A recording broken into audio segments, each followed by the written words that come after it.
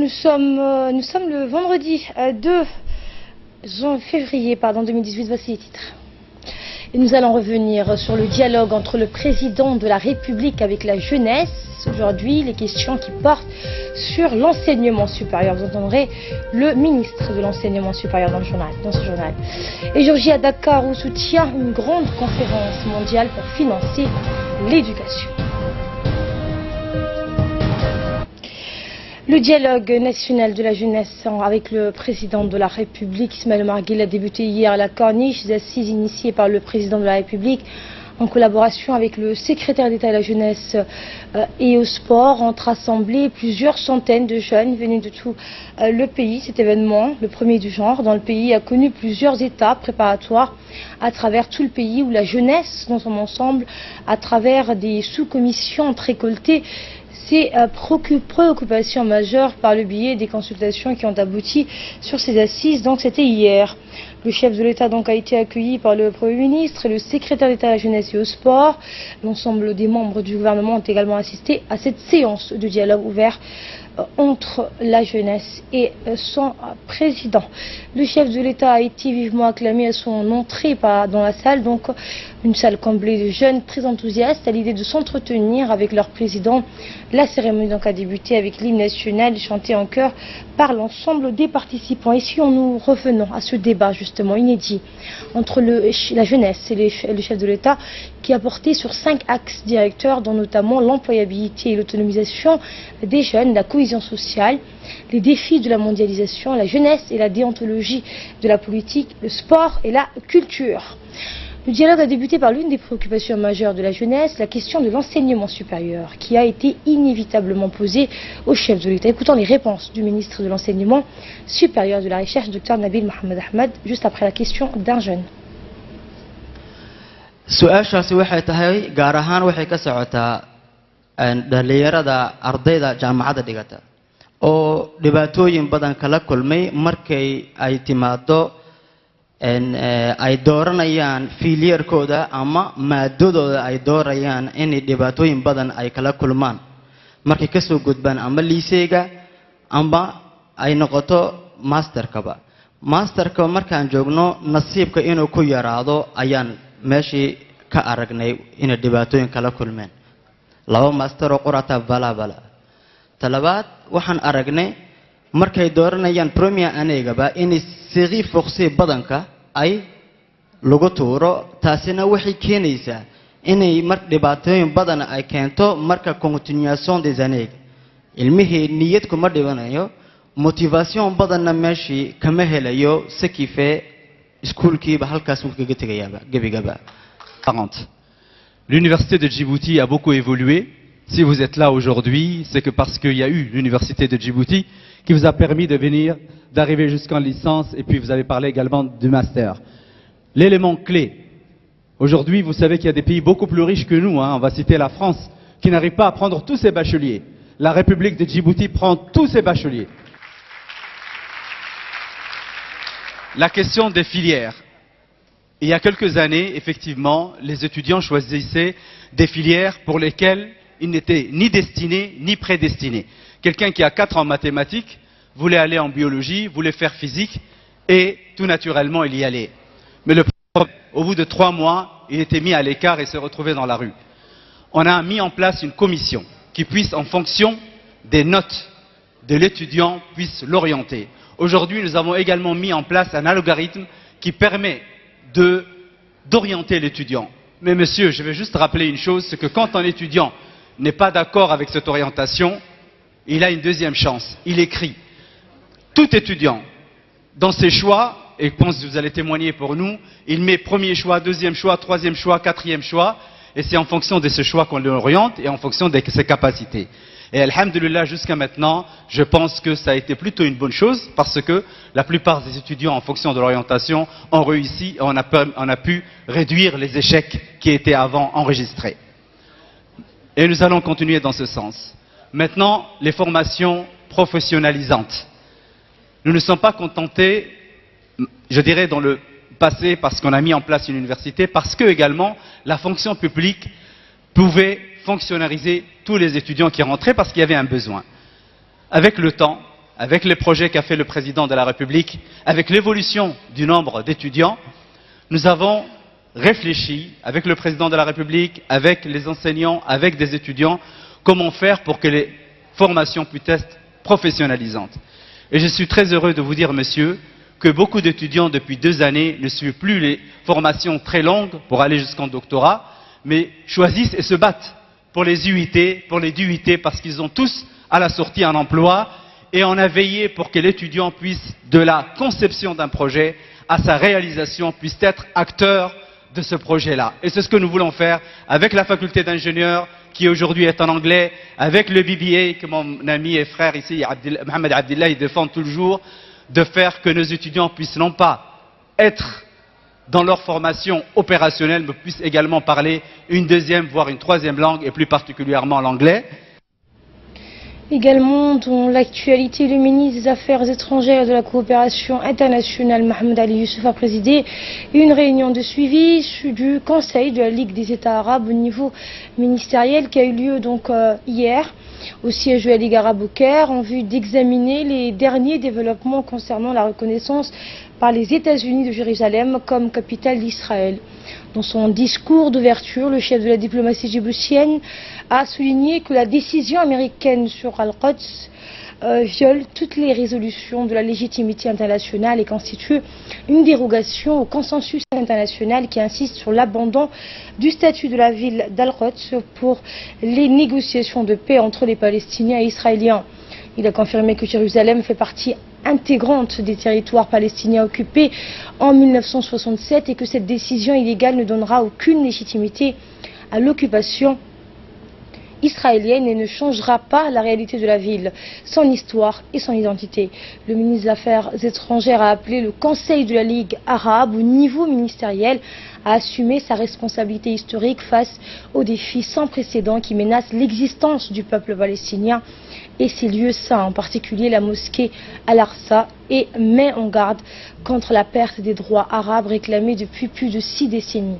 Les débats engagés par les ministres arabes des Affaires étrangères ont porté également sur l'évaluation de la situation en Palestine à la lumière des décisions prises par le Conseil de la Ligue arabe et de la mobilisation qui s'en est suivie en faveur de la cause palestinienne, y compris la préservation du statut d'Al-Quds al-Sharif. Les répercussions néfastes de la décision de l'administration américaine sur le processus de paix et la stabilité de la région ont également été évoquées. À cet égard, les ministres ont réitéré leur soutien indéfectible à la lutte du peuple palestinien pour établir ainsi son État indépendant sur les frontières de 1967 avec Al-Quds comme capitale, conformément à la légalité internationale et aux décisions pertinentes. À l'issue des travaux de la réunion de suivi, le ministre des Affaires étrangères, Mohamed Ali Youssouf, a tenu une conférence de presse conjointement avec le secrétaire général de la Ligue arabe, le ministre palestinien des Affaires étrangères et le ministre jordanien des Affaires étrangères. Lors de cette conférence de presse, le ministre djiboutien a fait une intervention portant sur les sujets inscrits à l'ordre du jour de la dite réunion.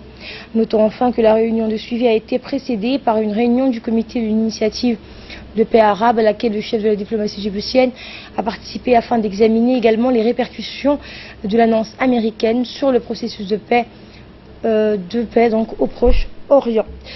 Retour à Djibouti où le ministre de la Défense chargé des relations avec le Parlement, Ali Hassan Bahdon, a reçu aujourd'hui à son cabinet l'ambassadeur du Japon à Djibouti, Yon Tani, accompagné du capitaine de frégate Tayaku Kikubo et de l'attaché de défense, le colonel Takaya Wakami.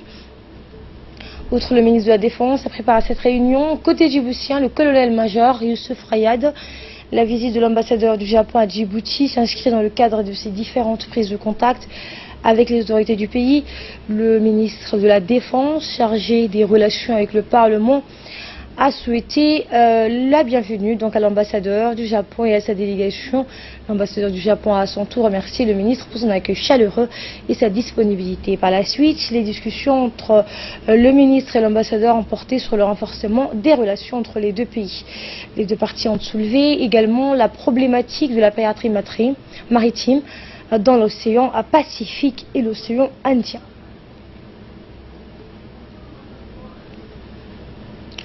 Dans le reste de l'actualité, le ministre de la Santé, Dr Jamal Mehki, a reçu dans son cabinet une délégation de la Banque mondiale conduite par son représentant résident à Djibouti, à Toussek, pour une séance de travail. En effet, la réunion de travail s'est déroulée en présence de l'inspecteur général, Dr Salah Benoïta, du directeur de l'UGP, Aden Hussein, ainsi que l'ensemble des directeurs des établissements hospitaliers et des centres de référence du ministère de la Santé. Au cours de la réunion, les discussions ont porté principalement sur la revue des projets financés par la Banque mondiale à travers les différents programmes transversaux et diligentés par le ministère de la Santé. Le ministre de la Santé, Dr Jamal Mehki, a profité de cette occasion pour remercier l'agence de financement onusienne pour l'appui essentiel sur le plan technique et financier qu'elle apporte au département de la santé dans sa mission pour le bien-être de la santé de la population djiboutienne. Et durant cet échange, les deux parties ont également abordé le plan de travail de cette année en parcourant ensemble les points saillants de leur agenda commun autour des questions relatives à l'ouverture prochaine des 5 polycliniques ou encore du projet en cours d'élaboration de construction d'un grand centre donc nutritionnel à Belbela. En effet, la Banque mondiale est un partenaire incontournable du ministère de la Santé de par son appui au développement du système sanitaire, notamment en matière de renforcement des compétences humaines, de renforcement des capacités techniques et de la disponibilité en quantité et en qualité des médicaments. Et dans le reste de l'actualité, avec cette visite de la ministre de la Femme et de la Famille dans les localités de Kotoboya et de Yoboki, deux localités situées dans la région de Dikil. La ministre de la Femme et de la Famille, Moumen Ahmed Hassan, accompagnée d'une délégation, a effectué une tournée dans les localités de Shekeiti, de Koutabuya et de Yoboki, donc des localités situées dans la région de l'Unité. Après Shekeiti, la ministre et sa délégation se sont rendus dans le village de Koutabuya, près de As'ila, où ils ont reçu un accueil chaleureux par le ministre de l'équipement et des transports, Mohamed Radel Moussa, les femmes et les hommes des localités venus en masse, en présence du préfet également de la région, Mohamed Cheikh Hassan, et le président du conseil régional, Abdelrahman Younis, le sultan de Gobaat, Habib Boko. Réunis sous un arbre à palabres avec les habitants en présence des responsables de la région, la ministre s'est entretenue longuement avec les femmes rurales. Ces dernières l'ont remercié d'être venues jusqu'à chez eux pour se rendre compte de leur quotidien et d'écouter leurs souhaits prioritaires afin d'y répondre positivement. Le ministre de l'équipement et des transports, Mohamed Radel Moussa, a remercié lors de son intervention la ministre de la Femme, Mme Moumena Hamad, et sa délégation pour la visite à Koutabuya, où les problèmes sociaux sont très accentués, surtout pour les femmes.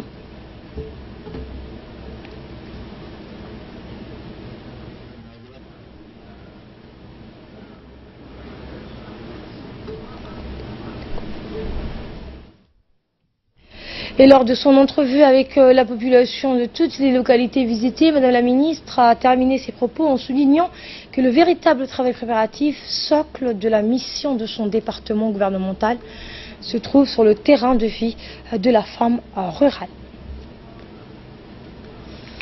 Également dans l'actualité, dans le cadre du renforcement du partenariat de jumelage entre la région d'Arta et la région de Harar d'Éthiopie, le préfet d'Arta, Abdelaziz Al-Aki, a accueilli dans son bureau l'ambassadeur d'Éthiopie en République de Djibouti pour une visite de travail afin de discuter des voies et moyens de coopération dans le domaine du développement du tourisme et des activités culturelles. Cette initiative se poursuit donc toujours suite à la convention de partenariat de jumelage entre nos deux régions. C'était donc en 2008 et s'inscrit dans la dynamique de meilleure intégration et promotion de l'attractivité de la région d'Arta. Le préfet et l'ambassadeur ainsi que la délégation qui les a accompagnés ont par la suite visité le Sini Hill Center et plusieurs sites de la ville d'Arta.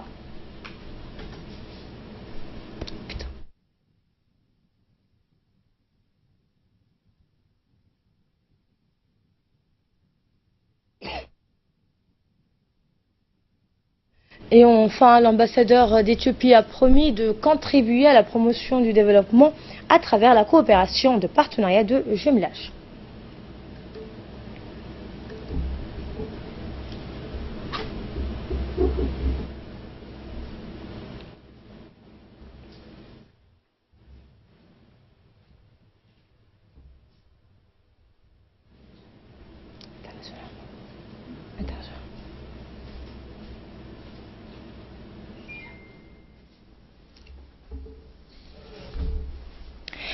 À la une également, le secrétaire général du MINFOP, Mohamed Abdallah Mahjoub, a effectué une tournée de supervision du bon déroulement des activités de la seconde édition des grands concours scolaires. Monsieur Mohamed Abdallah Mahjoub et sa délégation se sont rendus d'abord au collège d'enseignement moyen Charles de Foucault pour suivre les activités culturelles et sportives. Dans un second temps, la délégation s'est rendue à l'ancien stade municipal pour assister à la finale de la première phase du championnat scolaire. Le match de la finale opposait les équipes des écoles primaires de Gachamalé et de Balbalasset de l'école de Gachamalé et s'est imposé au terme d'une partie allaitante. Parallèlement, des auditions des clubs de théâtre se sont déroulées dans les différents établissements de l'enseignement moyen qui ont été repartis en 3 zones. Dans la capitale, le ministère de l'Éducation nationale a désigné 3 équipes de jury composées de conseillers pédagogiques et de professeurs de français pour expérimenter et pour sélectionner donc les meilleures équipes. À l'issue de cette journée, les établissements vainqueurs de chaque zone et de chaque région se sont qualifiés pour la grande finale des grands concours scolaires qui aura lieu le 26 avril 2018. Et plus généralement, il faut noter que les activités périscolaires ont été significativement renforcées ces 2 dernières années dans le but. Et nous aurons donc ces images dans nos prochaines éditions. Et la commune de Belbala qui fête son 5e anniversaire du conseil de quartier, et ce sous le haut patronage du président de la commune, Wabri Nour Alaye. Une fête qui a réuni une centaine de personnes de tous les quartiers de cette commune, où donc les femmes, où hommes, femmes, jeunes et moins jeunes étaient au rythme de la mélodie. Des chants patriotiques étaient à l'honneur, animés par des artistes natifs de la commune de Belbala. Le conseil de quartier a été institué il y a 5 années de cela. Son rôle a été prépondérant dans des domaines comme la cohésion sociale, le dialogue entre la population de la commune et la sensibilisation dans de nombreux domaines. Les membres du conseil de quartier ont tour à tour évoqué l'intérêt sans équivoque du conseil de quartier qui est un organe important dans le développement socio-économique de la commune. Et pour sa part, le président de la commune, Wabri Nour Alaye, a indiqué que le conseil de quartier est un pilier important dans la commune de Belbala. De ce fait, j'appelle, a-t-il dit, tous les membres du conseil de quartier à redoubler d'efforts pour que notre commune, qui est la plus grande commune en termes d'habitants, puisse atteindre ses objectifs. Ces objectifs sont une meilleure gestion, le dialogue entre quartiers et la sensibilisation dans tous les domaines. Fin de citation. Et de là, nous passons à ce qui domine l'actualité hors de nos frontières. Jour J à Dakar, où se tient une grande conférence mondiale pour financer l'éducation. Le partenariat mondial pour l'éducation, 3e édition, est présidé par les chefs d'État Macky Sall et Emmanuel Macron, qui effectuent d'ailleurs une visite officielle au Sénégal ce matin. Oui, effectivement, Asma, 65 pays en développement ont le bénéfice de ce fonds. L'objectif affiché à Dakar, lever 3 milliards de dollars dans la continuité des engagements annoncés à Ouagadougou en novembre. Emmanuel Macron cherche désormais à les appliquer sur le terrain. Au total, ce sont à ce moment 264 millions d'enfants à travers le monde qui ne peuvent pas aller à l'école. Un problème qui touche 65 pays, mais qui concerne l'ensemble de la communauté internationale. C'est pour cela que le partenariat mondial pour l'éducation a créé en 2002 pour soutenir la scolarisation des enfants. 7 chefs d'État africains sont ainsi attendus à Dakar. Plus globalement, tous les acteurs s'accordent pour dire que l'éducation est sous-financée dans le pays. En développement, la conférence du jour, partenariat mondial pour l'éducation, en présence de plusieurs chefs d'État, notamment du Mali, du République démocratique du Congo, du Burkina Faso, doit permettre de lever le fonds. Plus de 3 milliards de dollars sont évoqués. Et en Syrie, la situation humanitaire a atteint un point critique selon l'ONU. L'aide des premières nécessités a atteint la nourriture où les médicaments n'ont plus rien n'est parvenu aux civils dans les zones assiégées depuis le 28 novembre. Et encore, l'ONU n'avait plus attendu que 7200 personnes alors que des centaines, des milliers de civils sont concernés. 400 000 rien que pour la région de Ghouta, à l'est de Damas. La zone est toujours contrôlée par des milices rebelles. Quelques 750 personnes y attendent une évacuation médicale. De toute urgence, seule une poignée a réussi à quitter la Ghouta depuis le décembre. En échange, la libération des prisonniers détenus par les groupes armés. C'est loin la plus pire situation sur le terrain depuis 2015.